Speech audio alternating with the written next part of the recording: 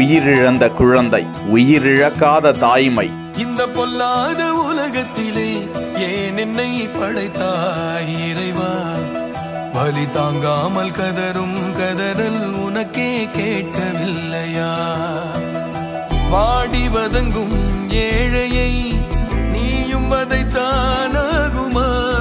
கோடி விளக்கை ஏற்றி நீ ஊதி அடைத்தால் நியாயமா? கண்ணீரே வழித்துணையா நின்றேனே, இது விதியா? எண்ணிலிருந்து பிறந்த உன்னை இந்த மண்ணுக்கு கொடுக்க மாட்டேன் என கையிலேயே கரைந்து கொண்டிருக்கும் தனது பிள்ளையை சுமந்து கொண்டு செல்லும் ஒரு தாயின் வேதனை காட்சி. எத்தனை கோடி சேர்த்து வீட்டை கட்டினாலும் அதில் இறந்து போன மனிதனை எத்தனை மணி நேரம் வைத்திருக்க கூடும். ஆனால் இந்த ஜீவனின் தாய்மை ஐயோ மனிதர்களுக்கு உணர்த்துவது எல்லாம் ஒன்றுதான். உயிரோடு இருக்கும் உங்களது பெற்றோரை இப்படி சுமக்காவிடிலும் அக்கறை காட்டுங்கள். ஏனெனில் தாய்மை இறைவனுக்கும் ஒரு படி மேலானது. திருத்தணியில் எடுக்கப்பட்ட இந்த காட்சியை ஸ்லோச்சனா KL என்ற இன்ஸ்டா பக்கத்தில் வெளியிட வைரலாகி வருகிறது.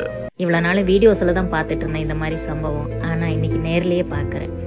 தான் குழந்தை செத்தது கூட தெரியாம சுமந்துட்டு இருக்கு. இதுதாங்க தாய் பாசம். இந்த உலகத்திலேயே நம்ம மேல எவ்வளோ பேர் எப்படி வேணாலும் பாசம் காட்டட்டும், ஆனா அம்மாவோட பாசத்துக்கு இணையா எதுவுமே கிடையாதுங்க. தான் குழந்தைய தங்கிட்டேருந்து பிரிச்சிட போறாங்கன்னு சொல்லிட்டு யாரையுமே கிட்ட நெருங்க விடலைங்க. பெத்தவங்கள சரி வர பார்க்காம ரோட்ல விட்டுட்டு போற பிள்ளைங்களுக்கு இந்த வீடியோ ஒரு உதாரணம். இந்த தாய் தன்னோட குழந்தைய எத்தனை நாளைக்கு இப்படியே சுமந்துட்டு இருக்க போறாங்கன்னு தெரியல. அடுத்த ஜென்மத்திலேயாவது இந்த மாதிரி ஒரு பொறப்பா பிறந்துடும்.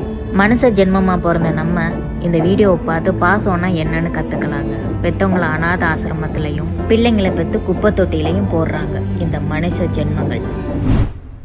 இயக்குனர் திரு மாரி செல்வராஜ் அவர்களை அன்போடு மேடைக்கிறோம். இது தந்தையின் தாலாட்டு, பூமியே புதிதானதே இவள் மழலையின் மொழி கேட்டு.